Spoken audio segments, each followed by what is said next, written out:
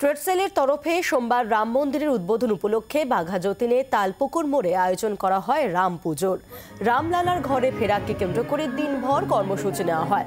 সকালে পুজোর পর ভোগ বিতরণের ব্যবস্থা করা হয়।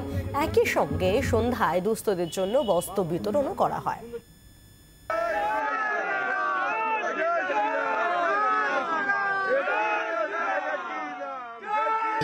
ভারতবর্ষের কাছে না, একদম অল ওভার ওয়ার্ল্ডে আজকের দিনটা একটা স্মরণীয় দিন।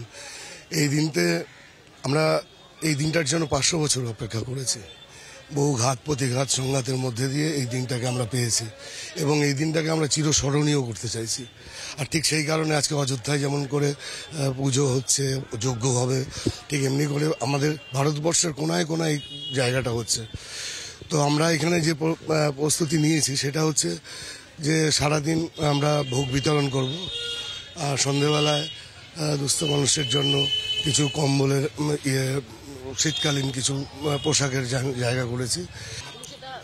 আশা করছি হয়েছে, আরও কিছুটা হবে। আমরা রামরাজত্বে থাকবো। আমরা জানি যে রামরাজত্বে কোনো ছিল না, মানে দরিদ্রতা ছিল না, ভেদাভেদ ছিল না, পাশাপাশি ধরুন খাওয়ার জন্য এরকম কোনো প্রবলেম ছিল না। সবাই ছিল একটা দারুণ মেজাজের, দারুণ মনের মানুষ ছিল সেই সময়। আমরা সেই রামরাজত্ব কায়েম করব আগামী দিন।